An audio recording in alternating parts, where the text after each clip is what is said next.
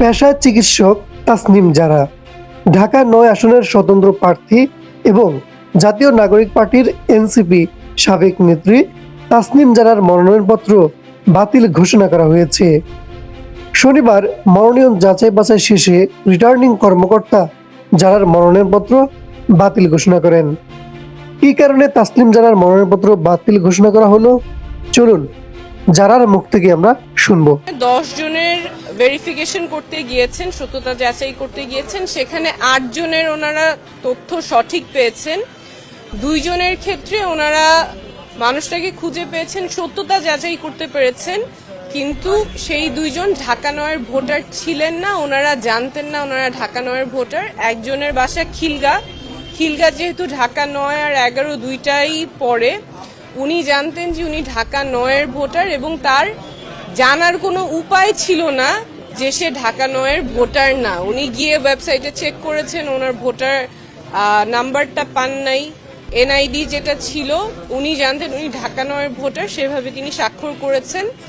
আরেকজন যার ব্যতিক্রমে এসেছে, তার কাছেও যে হার্ড কপি আছে এনআইডির, সেই এনআইডির ঠিকানা অনুযায়ী উনিও ঢাকা 9-এর ভোটার, কিন্তু নির্বাচন কমিশনের কাছে তথ্য আছে যে তিনি ঢাকা 9-এর ভোটার না, সেটাও তার জানার কোনো উপায় ছিল না।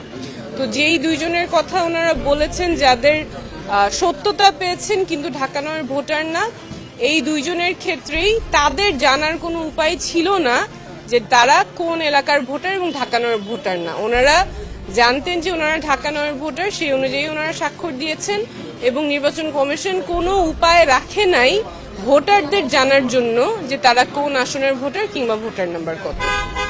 আচ্ছা, আপনি আপিল তো করবেন নিশ্চয়ই। আপিল করার পরে আপনার যদি মনোনয়ন বৈধ ঘোষণা হয়, যেহেতু আপনি এনসিপি থেকে পদত্যাগ করেছেন, আপনি কতটুকু আশাবাদী আসলে এই স্বতন্ত্রভাবে নির্বাচন যে করছেন বিজয়ী হওয়ার ক্ষেত্রে? অবশ্যই আশাবাদী বলেই তো আমরা মাঠে আছি। আমাদের যেই যাত্রা, আমাদের যে লড়াই, স্বচ্ছতা জবাবদিহিতার রাজনীতির লড়াই, এটা জারি থাকবে।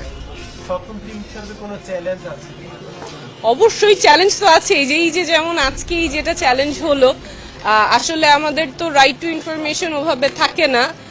যারা এত কষ্ট করে স্বাক্ষর দিয়েছেন তাদের জন্য নির্বাচন কমিশন কোনো উপায়ও রাখে নাই জানার যে তিনি কোন আসনের ভোটার। আমরা এত কিছু বলি, আমাদের অধিকারের কথা বলি, কিন্তু এই বেসিক তথ্যটা জানার পর্যন্ত আমাদের কোনো উপায় রাখা হয় নাই।